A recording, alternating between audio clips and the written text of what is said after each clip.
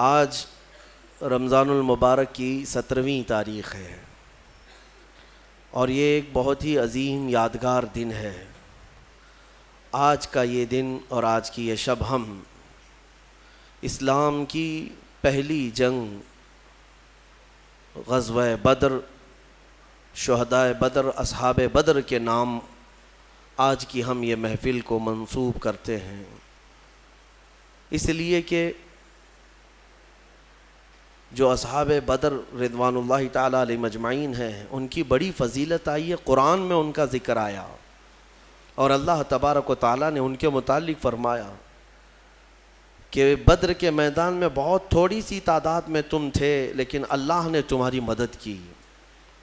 وَلَقَدْ نَصَرَكُمُ اللَّهُ بِبَدْرٍ وَأَنْتُمْ أَذِلَّةٌ، تم بہت کم تھے تعداد میں اور اللہ نے تمہاری مدد کی۔ فَلَمْ تَقْتُلُوهُمْ وَلَكِنَّ اللَّهَ قَتَلَهُمْ، اللہ فرماتا ہے جب تم دشمنوں کو مار رہے تھے تو تم نے نہیں قتل کیا، اللہ نے قتل کیا۔ صحابہ کے کام کو اللہ نے اپنا کام قرار دیا۔ وَمَا رَمَيْتَ إِذْ رَمَيْتَ وَلَكِنَّ اللَّهَ رَمَى، اللہ فرماتا ہے جب تم تیر پھینک رہے تھے تو تیر تم نے نہیں، اللہ نے چلایا۔ اب اس سے اندازہ کریں کہ صحابہ کے کام کو اللہ نے اپنا کام قرار دیا۔ تو یہ اصحاب بدر رضوان اللہ تعالیٰ علیہ مجمعین کا ذکر خیر باعث برکت ہے اور بہت سارے امور کے لیے یہ اکسیر ہے۔ اصحاب بدر کی ان کے ناموں کی تلاوت برسہ برس سے بزرگان دین کرتے آئے، یہاں تک کہ اولیاء اکرام نے یہ تک لکھا ہے کہ اکثر اولیاء اکرام وہ ہیں جو صرف اصحاب بدر کے ناموں کی تلاوت کرنے کی وجہ سے اللہ نے انہیں ولایت عطا فرمائے، ولایت عطا فرمائی۔ بہرحال آج ہم اس جنگ عظیم کے متعلق تھوڑی سی گفتگو آپ کے سامنے رکھتے ہیں۔ تاریخ دہرائی جاتی رہے گی اور ہم اپنے بچوں میں یہ باتیں اس لیے منتقل کرتے رہیں گے کہ الحمدللہ ہمارا ماضی استقامت سے بھرا ہوا ہے، ثبات سے، نہ ٹلنے والے نوجوانوں سے۔ تاریخ ہماری روشن ہے، بس فرق صرف اتنا ہو گیا ہے کہ ہمارا نوجوان اپنے اسلاف اور اپنے بزرگوں کی تاریخ کی بجائے ایسے ویسوں کی تاریخ پڑھنے لگ گیا، جس کے بعد اس کا دل خود ہی کمزور ہو گیا اور بزدلی کا شکار ہونے لگا۔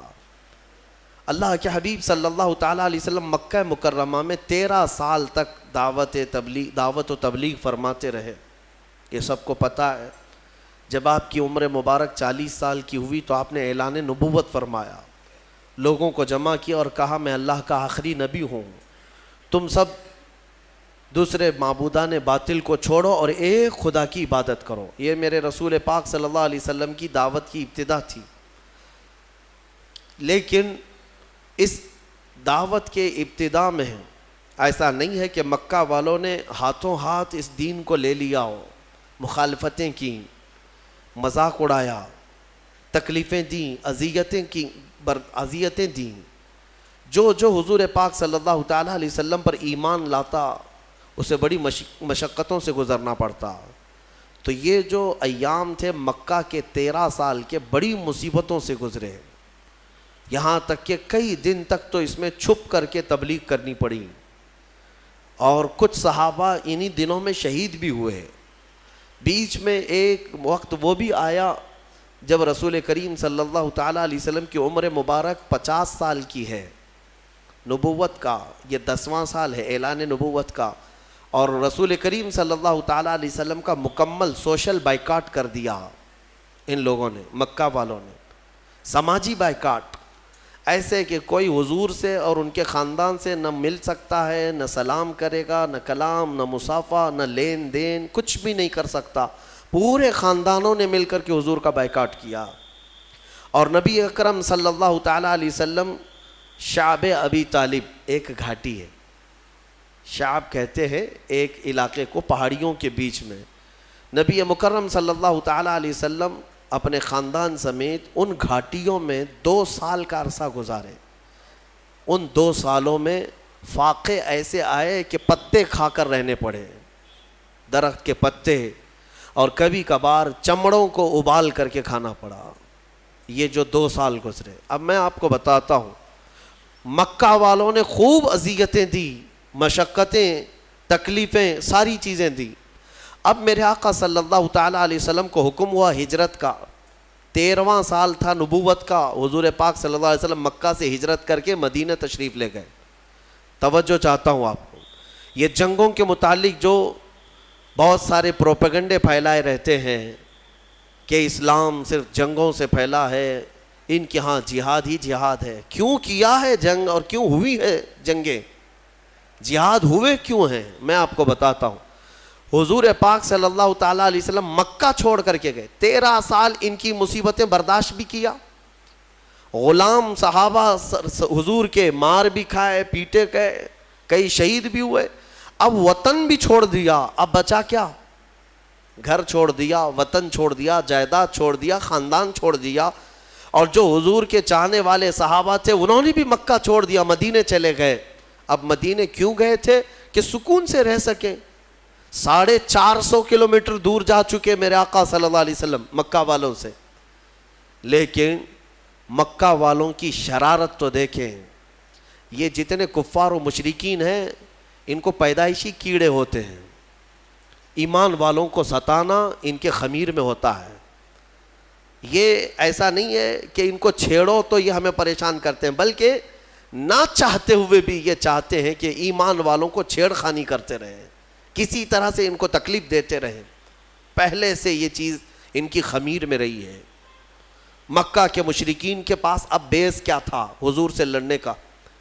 کوئی چیز تھی؟ حضور تو وطن بھی چھوڑ دیے، اپنا گھر چھوڑ دیا، صحابہ بھی چلے گئے۔ اب مدینے جب میرے آقا صلی اللہ تعالیٰ علیہ وسلم گئے تو وہاں میرے آقا صلی اللہ تعالیٰ علیہ وسلم نے ایک نئی زندگی کی شروعات فرمائی، صحابہ کو لے کر ایک نئی سلطنت کا اسٹیبلشمنٹ ہوا۔ لیکن ایسے نہیں ہے کہ باضابطہ طور پر کوئی بادشاہت ہو، نہیں، بلکہ مسجد بنائی گئی، باضابطہ اسلام کا ایک تبلیغی دور کا نیا آغاز ہوا۔ اب ان ظالموں نے وہاں پر بھی سکون سے رہنے نہیں دیا۔ مکہ کے کفار کیا کرتے؟ ایک ایک جتھا بنا کر کے آتے تھے، ٹولے لے کر کے، اور جب صحابہ کرام مدینے کے کھجوروں کے باغیچے میں کام کر رہے ہوتے تو جا کر کے ان کو مار دیتے یا ان کے درخت جلا دیتے اور پھر بھاگ جاتے تھے مکہ۔ یہ شب خون مارنا اس کو کہتے ہیں۔ کہاں جا کر کے کر رہے تھے؟ مدینے جا کر رہے تھے۔ اب مجھے بتاؤ کیڑے کس کے پاس ہیں؟ بہت میں سوچ سمجھ کر کے بات کر رہا ہوں، توجہ چاہتا ہوں۔ ہمیشہ سے مشرکین کی فطرت یہ ہوتی ہے کہ ایمان والوں کو چین و سکون سے رہنے نہ دیا جائے، پھر سارا الزام ان کے اوپر ڈالا جائے بعد میں کہ مسلمان چھیڑتے ہیں، مومنین چھیڑتے ہیں۔ بلکہ ہر جگہ کی تاریخ میں آپ دیکھیں، ابتدا چھیڑ خانی کی شیطان ہی کرتا ہے، اور شیطان کی یہ جماعت ہی کرتی ہے۔ صحابہ کرام کو بار بار چھیڑنا۔ اب مجھے بتاؤ، جو لوگ سب اپنا وطن چھوڑ کر آئے، گھر بار چھوڑ کر آئے، ایک نئے وطن میں رہ رہے ہیں، تب بھی تم انہیں سکون سے نہیں رہنا دینا چاہتے ہو۔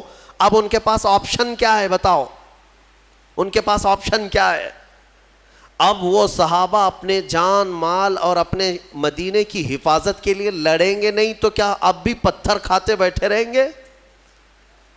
صحابہ اکرام رضوان اللہ تعالیٰ علیہ مجمعین کو مدینے جانے کے بعد حکم ہوا، وَأَنذِرْ عَشِيرَتَكَ الْأَقْرَبِينَ۔ اللہ تبارک و تعالیٰ نے اب یہاں پر حکم فرمایا، اے رسول پاک صلی اللہ تعالیٰ علیہ وسلم، آپ اپنے اقربا کو خوف دلائیں، ڈر سنائیں، اور اس کے بعد انہی آیتوں میں اللہ تعالیٰ نے فرمایا کہ اب تم پر جہاد فرض ہو گیا۔ جہاد کیا ہے؟ اب تم دور آ چکے ہو، تمہارا اپنا وطن ہے، تمہارا اپنا ایک نظام ہے، اس کی حفاظت کے لیے اگر کوئی مدینے پر آئے گا تو تمہیں مدینے کی حفاظت کے لیے کمر بستہ ہونا ہوگا۔ رسول پاک صلی اللہ تعالیٰ علیہ وسلم کے ساتھ اب کوئی چھیڑ خانی کرتا ہے تو اب صحابہ پر فرض تھا کہ وہ اٹھیں اور حضور کی عزت کی پہرے داری کریں۔ یہ ہے جہاد، یہ ہے 13 سال جو میرے آقا نے مشقتیں برداشت کیں، کبھی جنگ کیا ان کے ساتھ؟ کبھی تلوار اٹھائی ان کے خلاف؟ نہیں اٹھائی۔ مدینے جانے کے بعد بھی جب سکون سے رہنے نہیں دینا چاہتے ہو، تب پھر جو ہے جہاد کا حکم ہوا۔ اب میں آپ کو بتاتا ہوں یہ جنگ بدر کیوں ہوئی۔ مکہ میں ان صحابہ کا سارا مال جو چھوٹ گیا تھا، جائیدادیں وہاں رہ گئی تھیں، یہ سب مال جائیداد لے کر ابو سفیان ملک شام بیچنے جا رہا تھا، قافلہ تجارت کا لے کر۔ اس میں مکہ والوں کا بھی مال تھا، صحابہ کا بھی تھا۔ نبی پاک صلی اللہ تعالیٰ علیہ وسلم کے پاس قاصد نے آ کر خبر دی کہ ابو سفیان ملک شام جا رہا ہے۔ ملک شام جانے کا جو راستہ تھا وہ مدینے کے قریب سے ہو کر گزرتا تھا۔ حضور پاک صلی اللہ تعالیٰ علیہ وسلم اپنے صحابہ سے فرماتے چلو اس کا راستہ روکو اور جس کا جو مال ہے وہ لے لو۔ جب صحابہ نکلے، جنگ کی غرض سے نہیں نکلے تھے، لیکن ابو سفیان کو یہ پہلے ہی سے خبر ہو گئی کہ محمد صلی اللہ علیہ وسلم اپنے 300 سے زیادہ ساتھیوں کو لے کر بیچ راستے میں آئے ہیں۔ تو ابو سفیان نے کیا کیا، راستہ بدل کر دوسرے راستے سے ملک شام پہنچ گیا، تجارت بھی کیا، خوب نفع بھی کمایا، مال بیچ دیا۔ اب واپسی کا جب وقت تھا تو حضور پاک صلی اللہ علیہ وسلم پھر انتظار میں تھے کہ یہ واپس تو جائے گا، جب واپس جائے گا تب پھر ہم اس کو روکیں گے۔ ابو سفیان کو پتہ تھا، خبر تھی کہ رسول کریم صلی اللہ علیہ وسلم اپنے ساتھیوں کے ساتھ اب بھی کھڑے ہیں، تو اس نے مکہ والوں کو پیغام بھیج دیا کہ اے مکہ والوں اپنا مال بچا لو، محمد اور ان کے ساتھی تمہارا پورا مال ختم کر دیں گے، یہ قافلہ ختم ہو جائے گا۔ تو مکہ میں کھلبلی مچ گئی کہ ہمارا مال تجارت سب محمد صلی اللہ تعالیٰ علیہ وسلم اور ان کے ساتھی سب لے لیں گے۔ یہ پوری افواہ پھیلی تو سارے مکہ والے جمع ہوئے، لیکن ہوا کیا، ابو سفیان بڑی چالاکی سے واپسی میں بھی ایک اور راستہ بدل کر کے مکہ کے قریب پہنچ گیا۔ صحیح سلامت قافلے کو لے کر کے بھی گیا، صحیح سلامت قافلے کو واپس لے کر بھی آیا۔ مکہ جب تجارت کا مال پہنچ گیا تو سب خوش ہو گئے کہ ہمارا مال نفع کے ساتھ واپس آیا ہے، لیکن بات ہو گئی، ختم ہو گئی۔ ابو جہل وہاں پر سارے مکہ والوں کو جمع کرتا ہے اور کہتا ہے ہم جو جمع ہوئے ہیں اب جائیں گے اور محمد سے مقابلہ کریں گے صلی اللہ علیہ وسلم، اور ان کے ساتھیوں کو مزہ چکھائیں گے کہ انہوں نے ہمت کیسے کی مکہ کے قافلے کو روکنے کی۔ تو باقی لوگوں نے کہا کہ چھوڑ دو، ہمارا مال کا قافلہ آ گیا، اب بات ختم ہو گئی۔ ابو جہل نے کہا نہیں، بات اتنی نہیں ہے، ہمیں تو مارنا ہے انہیں، ہمیں تو انہیں قتل کرنا ہے، ہمیشہ کے لیے راستہ صاف کرنا ہے۔ تو بھڑکا کر کے 1000 لوگوں کو جمع کر لیا۔ کچھ عقل مند لوگ تھے، انہوں نے کہا کہ ہم نہیں جائیں گے، لیکن ابو جہل نے انہیں آر دلایا، انہیں بہت زیادہ اکسایا، اور اس کے اکسانے کے بعد، آر دلانے کے بعد 1000 سے زیادہ لوگ جمع ہوئے، اور ان سب کو لے کر ہاتھی گھوڑے ہتھیار سامان کے ساتھ ابو جہل سرداری کرتے ہوئے مکہ سے نکل کر بیچ راستے میں پہنچا۔ یہ وہ علاقہ ہے جہاں بدر کی وادی ہے۔ بدر ایک علاقے کا نام ہے، بدر ایک میدان کا نام ہے۔ وہاں ایک کنواں تھا جس کی وجہ سے اس علاقے کا نام ہی بدر پڑا۔ وہاں آ کر کے یہ لوگ پڑاؤ کر لیے۔ نبی پاک صلی اللہ تعالیٰ علیہ وسلم اپنے صحابہ سمیت بدر تک پہنچے ہوئے تھے۔ اب حضور اکرم صلی اللہ تعالیٰ علیہ وسلم بھی اسی علاقے میں، اور یہ کفار و مشرکین بھی اسی علاقے میں آ گئے۔ اب مقابلہ کرنے کی غرض سے وہ لوگ آئے۔ اللہ تبارک و تعالیٰ نے اپنے حبیب پاک صلی اللہ علیہ وسلم کو حکم فرمایا کہ اپنے صحابہ کو لو اور ان کے ساتھ جنگ کرو۔ اب جب مولا فرما دے جنگ کرنے کے لیے تو پھر پیچھے ہٹنے کا سوال ہی نہیں ہوتا، پھر کوئی وجہ ہی نہیں ہے۔ نبی پاک صلی اللہ تعالیٰ علیہ وسلم جب صحابہ کو لے کر آئے تھے تو سچویشن کیا تھی، حالات کیسے تھے؟ ایسے حالات تھے کہ پورے 313 صحابہ کے اندر مشکل سے چند تلواریں تھیں، 7-8 گھوڑے تھے، 1-2 سواریاں تھیں، بس باقی سب پاپیادہ پیدل تھے۔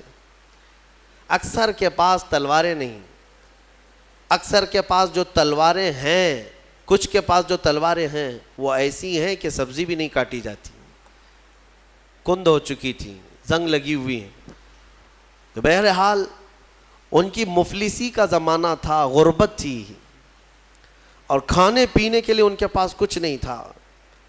اب دیکھیں صحابہ اکرام حضور صلی اللہ تعالیٰ علیہ وسلم کے پاس جب تھے تو وہ علاقہ ریت کا تھا.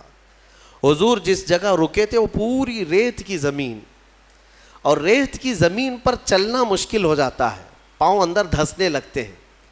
صحابہ کو ریتیلی زمین ملی، اور مشرکین جہاں پڑاؤ کیے وہ مٹی کی زمین تھی، مٹی ہے تو مٹی پر پاؤں جمتے ہیں. تو اس بات کی خوشی پہ وہ ناچ رہے تھے، کل جب جنگ ہوگی تو ان کے پاؤں اکھڑ جائیں گے، چل ہی نہیں پائیں گے میدان میں. اور مشرکین پورے میدان میں جمے رہیں گے مٹی کی. اب بہت ساری چیزیں انہی کی حمایت میں نظر آتی ہیں، حالات ایسے لگتے ہیں کہ ساری فتح ان کی ہوگی. وقت سے پہلے ایسا محسوس ہوتا ہے، جب طاغوتی طاقتیں سامنے آتی ہیں تو اکثر ایسا لگتا ہے کہ سارا اب ان کے ہی پاس ہے، ہمارا کیا ہونے والا ہے. اب میں آپ کو مقابلے کے اعتبار سے بتاؤں، ادھر 313 نہتے ہیں، ساز و سامان نہیں، سواریاں نہیں، بدلے میں مقابل میں 1000 سے زیادہ، سب کے سب ہتھیار سے لیس، ٹرینڈ پہلوان ان کے پاس، ہاتھی گھوڑے اونٹ سواریاں ان کے پاس، بلکہ ان کے کھانے کے لیے پورے اونٹ ذبح ہو رہے تھے رات کو. اور جب کھانا ان کا پکتا تھا رات بھر طبلے بجاتے تھے، رقص کرتے تھے، ڈانس کرتے تھے، کیونکہ جیت کا اور فتح کا غرور ایسا تھا، سب کچھ تو ان کے پاس تھا. اب صحابہ جو دیکھ رہے تھے تو انسانی فطرت کا تقاضا ہے نا کہ سامنے بڑی طاقت کو دیکھ کر کے کیا محسوس کریں گے آپ. صحابہ کرام رضوان اللہ تعالیٰ علیہ مجمعین حضور صلی اللہ تعالیٰ علیہ وسلم کے پاس آئے، کہا یا رسول اللہ صلی اللہ علیہ وسلم کیا جنگ فرض ہو گئی؟ حضور نے فرمایا ہاں. اب نبی اکرم صلی اللہ تعالیٰ علیہ وسلم نے صحابہ کے چہرے کو دیکھا اور سب کو جمع کیا. رات کو ایک خطبہ دیا حضور نے. خطبے میں کیا فرماتے ہیں؟ یہ کل جنگ ہونے والی ہے، اس سے پہلے رات کو خطبہ دیتے ہیں، مغرب کے بعد یا عشاء کے قریب. حضور اکرم صلی اللہ علیہ وسلم نے خطبہ دینے کے بعد ارشاد فرمایا، اے میرے صحابہ میں تمہیں اختیار دیتا ہوں، یہاں تک تو تم میرے ساتھ آئے، اب حالات ایسے ہیں کہ دشمن بڑی تعداد میں ہے سامنے، ہتھیاروں سے لیس ہیں، تم میں سے اگر کوئی ابھی رات کو جانا چاہے واپس تو مدینے کے راستے واپس جا سکتا ہے. میں پوچھتا ہوں تمہارا کیا مشورہ ہے اس سلسلے میں؟ اب وہاں جو صحابہ تھے اس میں حضرت مقداد بن اسود ایک صحابی ہیں، کھڑے ہوتے ہیں، کہتے ہیں یا رسول اللہ صلی اللہ علیہ وسلم ہم بنی اسرائیل نہیں ہیں کہ جیسے موسیٰ علیہ السلام سے ان کی قوم نے کہا تھا اذهب انت وربک فقاتلا انا ہاہنا قاعدون. ایک قوم کے مقابلے میں جانا تھا، موسیٰ علیہ السلام اپنی قوم کو بلا رہے تھے تو ان کی قوم نے کیا کہا تھا؟ موسیٰ آپ اور آپ کا خدا جائیں، ہم یہاں سے بیٹھ کے دیکھیں گے جنگ کیسی ہوتی ہے. حضرت مقداد کہتے ہیں یا رسول اللہ ہم وہ بنی اسرائیل نہیں ہیں جو اپنے نبی سے کہیں کہ تم اور تمہارا خدا جا کر لڑیں، ہم امت محمدیہ ہیں، ہم آگے بڑھیں گے، اگر آپ کے پسینے کا قطرہ گرے گا ہمارا خون کا قطرہ گرے گا. نبی اکرم صلی اللہ تعالیٰ علیہ وسلم کے بعد صحابہ ایک کے بعد دیگرے کھڑے ہوتے رہے اور پھر کہنے لگے یا رسول اللہ ہمارے ماں باپ، ہمارے اولاد، ہمارے مال و متاع سب آپ پر قربان ہے، یہاں آنے کے بعد پیچھے ہٹنا یہ جوانوں کی شان نہیں ہے. صحابہ کے اندر وہ جوش تھا، وہ جذبہ تھا. نہ صحابہ نے کبھی ہتھیاروں کی طرف دیکھا، نہ تلواروں کا دیکھا، نہ ساز و سامان دیکھا، بلکہ صرف دیکھا محمد ہمارے ساتھ ہیں، رسول پاک صلی اللہ علیہ وسلم ہمارے ساتھ. اب سنو اللہ کے نبی صلی اللہ تعالیٰ علیہ وسلم نے تسلی کے لیے کیا فرمایا. چند صحابہ کو لیا، میدان میں آئے، میدان میں آنے کے بعد معائنہ کیا اور فرمایا چند صحابہ ادھر کھڑے رہیں گے، کچھ ادھر رہیں گے. جنگ کی ترتیب میرے آقا بنا رہے تھے، لیکن اسی وقت حضور کے ہاتھ میں ایک لکڑی تھی، آپ نے ایک دائرہ کھینچا اور صحابہ سے کہا کل دیکھنا اس میں ابو جہل گر کے مرے گا، اور ایک لکیر سے دائرہ کھینچا اور کہا یہاں عتبہ مرے گا، اور ایک کھینچا کہا یہاں شیبہ مرے گا. جو بڑے بڑے ان کے پہلوان تھے ان کے نام لے کر لکیر کھینچ دیا حضور نے.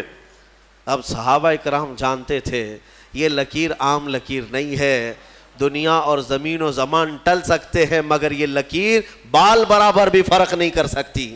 حضور پاک صلی اللہ تعالیٰ علیہ وسلم کا یہ فرمان صحابہ کے حوصلے اتنے بلند کر دیا. انہیں پتا تھا اب کل جنگ میں جو بھی ہوگا لیکن اتنا تو طے ہے کہ ابو جہل مرے گا, اتنا تو طے ہے. کیوں؟ غیب نہ رسول نے ایک رات پہلے ہی بتا دیا ہے, اور وہ بھی لکیر کھینچ کر بتایا. اب یہ ایک چیز تھی, صحابہ کا حوصلہ بڑھا ہے. جب واپس آئے رات کو, کافی رات ہو چکی تھی, حضور سجدے میں گر گئے اور دعا کرنے لگے. دعا میں جو مناجات اپنے رب سے کر رہے تھے وہ الفاظ کیا تھے؟ اللہ کی بارگاہ میں یوں کہتے, مولا تیرے یہ بندے, عاجز بندے تیرے دربار میں آئے اور سبوں نے اپنی طاقت اور استطاعت کے مطابق اپنی محنتیں پیش کر دیں, میدان تک آ گئے. اب اگر کل تو انہیں فتح نہیں عطا کرے گا, حضور یہ کہہ رہے اپنے مولا سے, اے رب اگر کل تو انہیں فتح نہیں عطا کرے گا لن تعبد ابدا, پھر قیامت تک تیری عبادت نہیں ہو سکے گی, قیامت تک پھر تیری عبادت نہیں ہو سکے گی. یہ شان محبوبی تھی. حضور اکرم صلی اللہ تعالیٰ علیہ وسلم اپنے رب سے گڑ گڑا کر مانگ رہے تھے. ابھی دعا سے آپ نے سر اٹھایا, بہت تیز بارش شروع ہو گئی. رات کے وقت بارش شروع ہو گئی. بارش ہونے کے بعد حضور نے اکرم صلی اللہ علیہ وسلم کے لبوں پہ مسکراہٹ آئی اور صحابہ سے کہا اللہ کی پہلی مدد آ چکی, اللہ کی پہلی مدد آ چکی. صحابہ نے محسوس کیا. کیوں جانتے ہیں؟ اس بارش کا اثر یہ ہے کہ جو ان کی ریتیلی زمین تھی صحابہ کی وہ مضبوط ہو گئی اور ان کفار کی مٹی والی زمین کیچڑ سے پھسلنے لگ گئی. اب ان کے گھوڑے پھسلتے تھے, ان کے پیر پھسلتے تھے. اب یہاں صحابہ, ریت میں اگر پانی جم گیا تو ریت مضبوط ہو جاتی, اور یہ ایسی مضبوط ہو گئی کہ اس پر دوڑیں بھاگیں کچھ بھی کریں کچھ فرق نہیں پڑتا. اور ادھر کیچڑ اتنا تھا کہ وہ پیر رکھیں تو پھسل کر گر جائیں. تو حضور اکرم صلی اللہ علیہ وسلم نے فرمایا رات کے وقت اللہ کی پہلی مدد آ گئی. دوسرا دن آیا, یہ 17واں رمضان المبارک ہے. رسول کریم صلی اللہ تعالیٰ علیہ وسلم نے صبح کے وقت صحابہ کی صفوں کو ترتیب دینا شروع فرمایا. اس میں 313 صحابہ کرام تھے. وہ بڑے خوش نصیب صحابہ ہیں, اور بلکہ وہ بڑے عظیم المرتبت صحابہ ہیں جو رسول کریم صلی اللہ تعالیٰ علیہ وسلم کے ساتھ سب سے پہلی جنگ میں آئے اور اسلام کا پرچم لہرانا تھا. یہ وہ تاریخ ہے جہاں سے شوکت اسلام دوبالا ہو گئی. آج سے اسلام کی عزت میں جو روشنی آئی ہے یہ ایک الگ تاریخ ہے, ایک الگ تاریخ. اس لیے 17 رمضان المبارک یہ عام تاریخ نہیں ہے.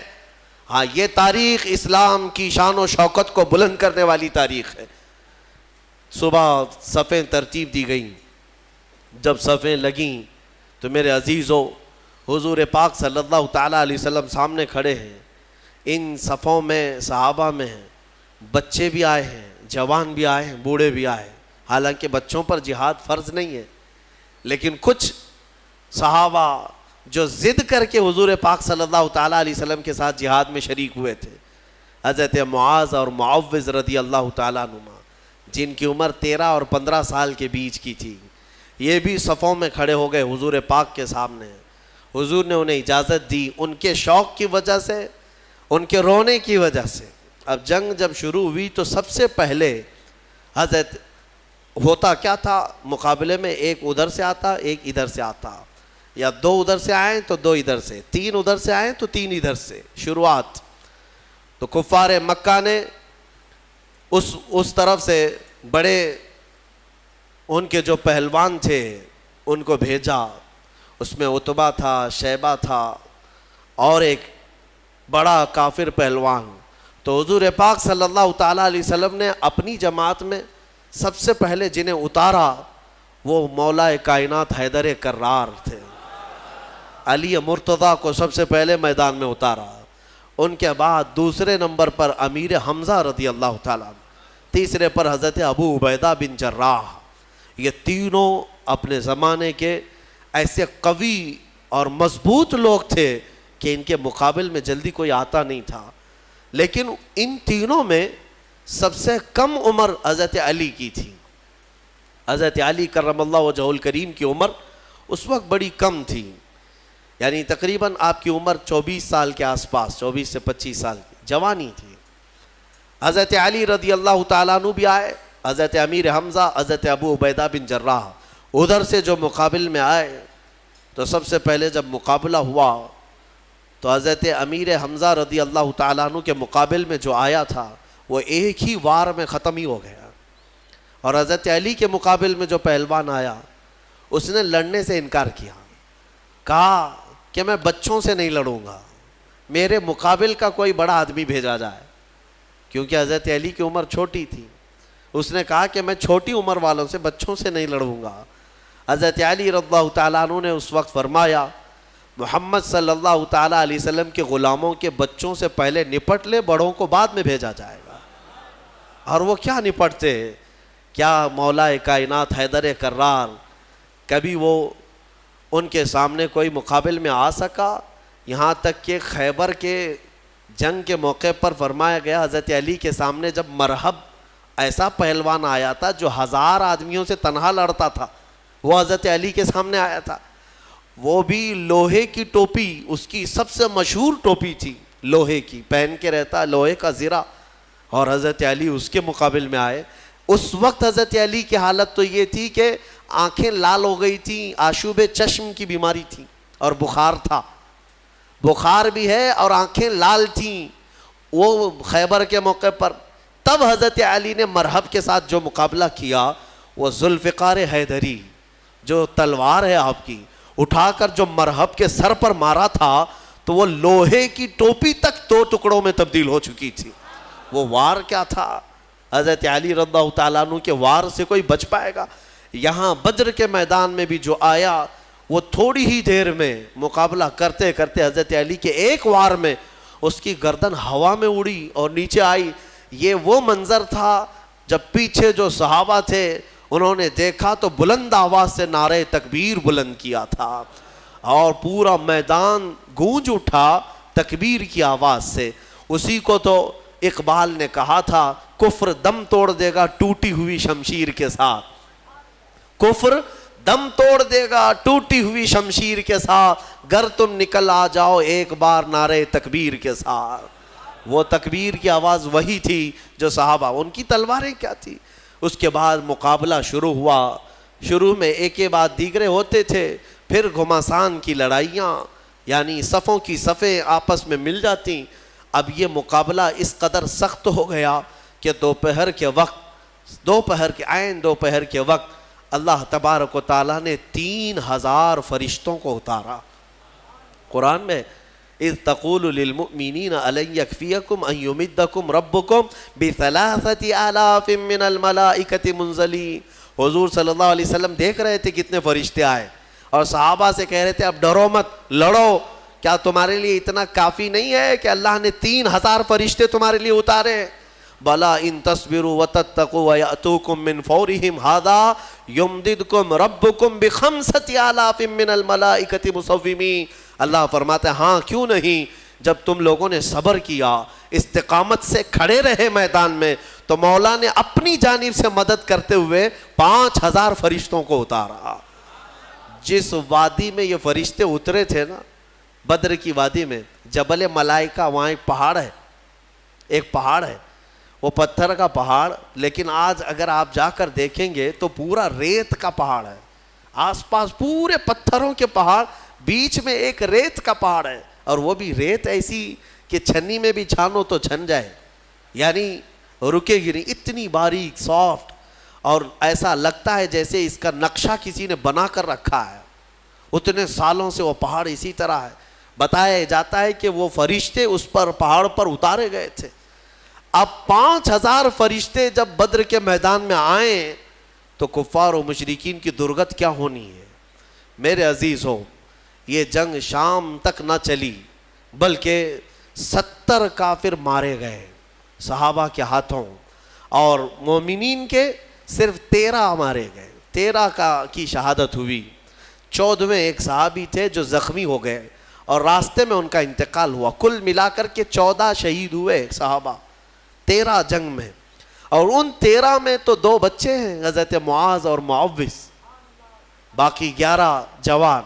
آپ اندازہ کریں 313 کی جماعت لے کر کے گئے تھے اور 1000 ادھر سے آئے تھے, پھر بھی 70 ان کے مارے گئے, 70 پکڑے گئے قیدی بن کر کے, اور ادھر صرف 13 میں سے اگر جوانوں کو دیکھا جائے تو 11 صحابہ اکرام کی شہادت ہوئی. اور یہ فتح مبین ایسی تھی کہ شام ہونے سے پہلے میرے آقا صلی اللہ تعالیٰ علیہ وسلم میدان میں سجدہ ریز تھے اور یوں عرض کر رہے تھے کہ مولا تو نے اپنا وعدہ پورا کر دیا, مولا تو نے اپنا وعدہ پورا کر دیا, مومنین جمے رہے. میں کہنا اتنا ہی چاہتا ہوں میرے عزیزوں, ایمان والے کبھی اسباب پر بھروسہ نہیں کرتے, خالق اسباب پر بھروسہ کرتے ہیں. ہونا یہی چاہیے کہ تم یہ مت دیکھو کہ تمہاری حیثیت کتنی ہے, تمہاری تعداد کتنی ہے. اگر ایمان والے ہو تو قرآن کہتا ہے کم من فئۃ قلیلۃ غلبت فئۃ کثیرۃ باذن اللہ. اکثر ایسا ہوا ہے کہ چھوٹی جماعتوں کو اللہ بڑی جماعتوں پر بھاری کر دیتا ہے. یہ اس کی قدرت کے فیصلے ہیں. ہم نے آج تک تاریخ میں دیکھا ہے مٹھی بھر جماعت کسی کے ناک میں دم کر کے رکھتی ہے, چاہے وہ وقت کا سپر پاور ہی کیوں نہ ہو, کچھ جماعتوں کے سامنے گھٹنے ٹیکنے پر مجبور ہو جاتے ہیں. یہ حالات آج تک چلے آ رہے ہیں. میرے عزیزوں, اس بدر کی وادی میں میدان میں جو جنگ ہوئی, صحابہ نے اپنی جاں بازیاں پیش کی اور بہت ہی بہادری کے ساتھ وہ حضور اکرم صلی اللہ تعالیٰ علیہ وسلم کے ساتھ کھڑے رہے. اب میں آپ کو بتاتا ہوں, شام کا وقت ہوا, نبی اکرم صلی اللہ تعالیٰ علیہ وسلم اپنے صحابہ کے ساتھ میدان میں آئے. سارے بھاگ چکے تھے, جو بچے ہوئے تھے ساز و سامان سب چھوڑ کر بھاگے, جتنا لائے تھے مکہ سے کھانے پینے کے لیے سب میدان میں چھوڑ کر مکہ بھاگ گئے. 140 تو یہاں رہ گئے نا, باقی سب جان بچا کر بھاگے مکہ کی طرف. اب شام کے وقت جب حضور پاک صلی اللہ علیہ وسلم اپنے صحابہ کی لاشیں جمع کی, شہداء کی, انہیں دفن کیا گیا, اب پھر صحابہ کے ساتھ میدان میں آتے ہیں. صحابہ کہتے ہیں ہم سب سے پہلے ڈھونڈ رہے تھے کہ ابو جہل کہاں مرا ہے, یا عتبہ شیبہ مرے ہیں یا نہیں مرے ہیں. جا کر کے دیکھا تو ابو جہل بھی مرا ہوا پڑا تھا. صحابہ کہتے ہیں ہم نے اس کے مرنے کی جگہ دیکھی تو رات کو کھینچی ہوئی وہ لکیر ویسی تھی, ایک بال بھی باہر نہیں گرا تھا, یعنی ایک انگلی بھی اس کی باہر نہیں تھی, اسی گھیرے کے اندر وہ گر کر مرا ہوا تھا. تم کیا سمجھتے ہو نبی پاک صلی اللہ تعالیٰ علیہ وسلم کو علم غیب نہیں ہے؟ اللہ تبارک و تعالیٰ نے اپنے رسول کو وہ سارے علوم عطا کیے جو نبی پاک نہیں جانتے, سارے علوم اللہ نے انہیں عطا کر دیے. اب عتبہ شیبہ یہ سب مرے ہوئے تھے. جنگ بدر میں کچھ ایسے لوگ بھی تھے جن کے بارے میں حضور پاک صلی اللہ تعالیٰ علیہ وسلم نے بلایا, جیسے حضرت بلال کو بلایا, حضرت بلال حبشی کو بلایا, اور ان کا جو آقا جو تکلیفیں دیتا تھا مکہ میں, امیہ, وہ بھی مرا ہوا تھا, وہ بھی گرا ہوا تھا یا زخمی تھا. تو حضرت بلال کو حضور نے فرمایا بلا کر کے, بلال آؤ اپنے آقا کو مار لو, جتنا اس نے مکہ میں تمہیں رسیاں ڈال کر کھینچا تھا, سینے پر سل رکھتا تھا, انگارے پہ سلاتا تھا, حضرت بلال حبشی نے اپنے ہاتھوں سے اس کو مارا, امیہ کو. وہ دیکھنے کا دن تھا. ابو جہل آخر وقت جو کہہ رہا تھا وہ بھی سننے کا وقت تھا. ہوا یہ کہ یہ 2 چھوٹے بچے حضرت معاذ اور معوذ, یہ 2 چھوٹے تھے. حضرت عبد الرحمن بن عوف یہ کہتے ہیں میں جنگ بدر میں گزر رہا تھا کہ یہ دونوں بچے آئے میرے پاس, کہنے لگے چچا جان ابو جہل کس کا نام ہے؟ یہ جانتے بھی نہیں تھے کیونکہ وہ مکہ کا ہے اور یہ بچے مدینے سے آئے ہیں. عبد الرحمن بن عوف کہتے ہیں میں نے پوچھا بیٹا تم کو کیا کرنا ہے اس کا, وہ سردار قریش ہے, وہ پہلوان ہے. ان دونوں بچوں نے کہا سنا ہے میرے مصطفیٰ کو گالیاں دیتا ہے, سنا ہے ہمارے آقا کی شان میں وہ گستاخیاں کرتا ہے. تو حضرت عبد الرحمن بن عوف کہتے ہیں ان بچوں کا جذبہ دیکھ کر کے میں خوش تھا. بات چل رہی تھی, اچانک ابو جہل گھوڑے پر سامنے سے گزر ہی رہا تھا. حضرت عبد الرحمن بن عوف کہتے ہیں میں نے بچوں سے کہا وہ دیکھو وہ جو جا رہا ہے یہی ہے ابو جہل شیطان قریش، یہی ہے جو سارے مکہ میں گستاخیاں کرتا ہے۔ ابھی حضرت عبد الرحمن کی بات مکمل بھی نہ ہونے پائی تھی کہ یہ دونوں چیل کی طرح جھپٹ پڑے اور دونوں کے ہاتھوں میں تلواریں تھیں، دوڑتے ہوئے گئے، ایک نے گھوڑے کی ٹانگوں پر مارا تو ابو جہل گر گیا نیچے، اور جیسے ہی وہ زمین پر گرا دونوں شہزادے سینے پر چڑھ کر کے بیٹھ گئے، سینے پر چڑھ کر بیٹھے ایسے کہ ایک اس کے ہاتھوں کو جکڑ کر کے سینے پر دبوچ لیا اور دوسرے نے اس کی گردن کو الگ کر دیا، اور جب گردن پر تلوار رکھا چھوٹے صاحبزادے نے سنا ہے کہ ابو جہل کہہ رہا تھا عربی کے اشعار، وہ شعر شاعری کے لوگ تھے، فی البدی شعر بولتے تھے، مرنے سے پہلے بھی شعر و شاعری کر رہا تھا۔ کیا کہہ رہا تھا؟ کہتا میں عرب ہوں، میں عرب ہوں، غرور اور گھمنڈ جاتا نہیں ہے، میں عرب ہوں اور میں پہلوان ہوں، مجھے موت سے خوف نہیں، میں موت سے ڈرتا نہیں، میں عرب ہوں اور مکہ کا سردار ہوں، لیکن بات اتنی سی افسوس کی ہے کہ میرے مقابل کا پہلوان مجھے نہیں مار رہا ہے، میرے مقابل کا پہلوان مجھے نہیں مار رہا ہے، چھوٹے لوگوں سے مر رہا ہوں، اتنا افسوس ہے، باقی مرنے کا مجھے خوف نہیں۔ اب اندازہ کرو ان کو مرنا بھی ہے تو بڑے پہلوانوں سے، لیکن مولا کی شان ہی الگ ہے، وہ فرعون کو ہلاک کرتا ہے تو پانی سے، نمرود کو ہلاک کرتا ہے تو مچھر سے، ابرہا کو ہلاک کرتا ہے تو چڑیوں سے، ابو جہل کو ہلاک کرے گا تو بچوں سے، یہ اس کی شان ہے۔ ہاں بڑے بڑے دشمنوں کو چھوٹی طاقتوں سے ہلاک کرتا ہے۔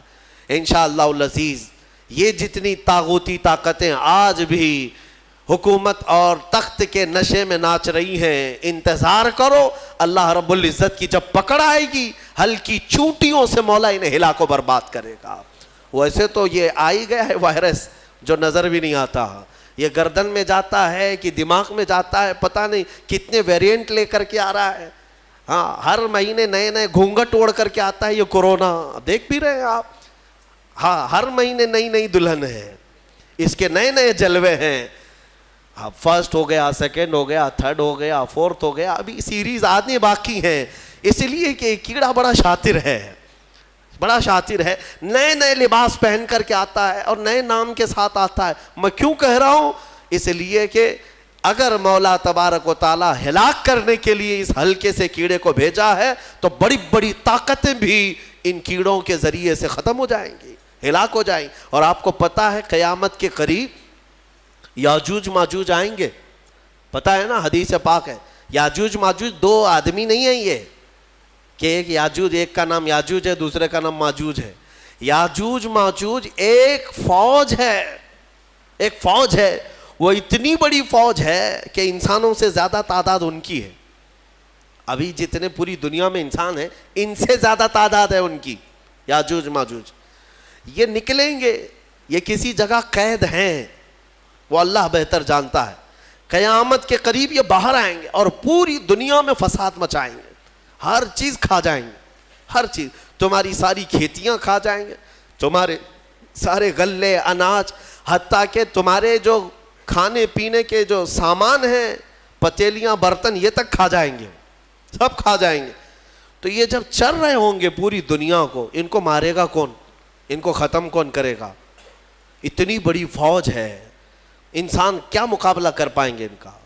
تو پھر حدیث میں یہ ملتا ہے کہ رب تبارک و تعالیٰ ان کی گردن میں کیڑا پیدا کرے گا، ان کی گردن میں کیڑا پیدا کرے گا، بہت چھوٹی قسم کا کیڑا ہوگا، اور یہ کیڑا اتنی تیزی سے پھیلے گا کہ وہ چند ہی ساعتوں میں پوری کی پوری فوج اس کیڑے کے شکار ہو کر مر جائے گی، ختم ہو جائے گی۔ یہ وائرس کا جو آج پھیلنے کا آپ دیکھ رہے ہیں، اس سے زیادہ تیز وہ پھیلے گا۔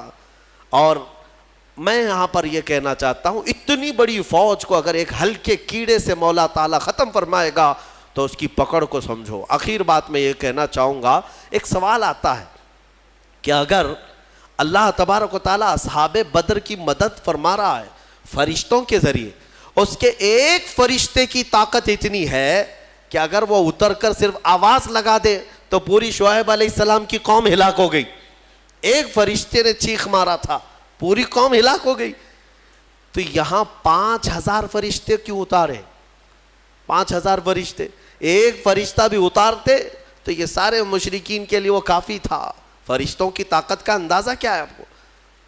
یہاں پر مفسرین فرماتے ہیں اللہ تبارک و تعالیٰ چاہتا ایک ہی فرشتے سے سب کو ہلاک کرتا، لیکن 3000 یا 5000 یہ جو اتارے ہیں یہ رسول پاک صلی اللہ علیہ وسلم اور صحابہ کی عظمت و شان کے لیے اتارے. ہاں، عظمت شان کے لیے اتارے. باڈی گارڈ ایک بھی چل سکتا ہے لیکن 10 رکھنا یہ شان کے لیے. کچھ لوگوں کے ہاں ہوتا ہے 10 ہیں 15 ہیں، یہ عظمت بتانے کے لیے، شان بلند بتانے کے لیے. بہرحال یہ جنگ بدر کے بعد جو حالات چینج ہوئے، اللہ کا فضل ہے، شوکت اسلام بڑھتی ہی گئی. اللہ کریم اس بدر کی برکتیں ہم سب کو عطا فرمائے، ثبات و استقامت اللہ تعالی ہم کو عطا فرمائے. کریم کہنے سننے سے زیادہ عمل کی توفیق عطا فرمائے. اشرف النبی الاکرم محمد المصطفیٰ صلی اللہ علیہ وسلم وآلہ واصحابہ البدریین الکرام. الفاتحہ.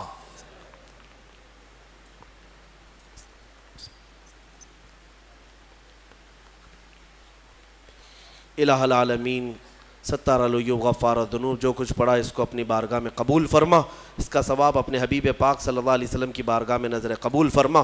مصطفیٰ کریم صلی اللہ علیہ وسلم کے صدقے و توسل تمام انبیاء، صحابہ، اولیاء، مومنین، مومنات کی روحوں کو نظر کیا قبول فرما.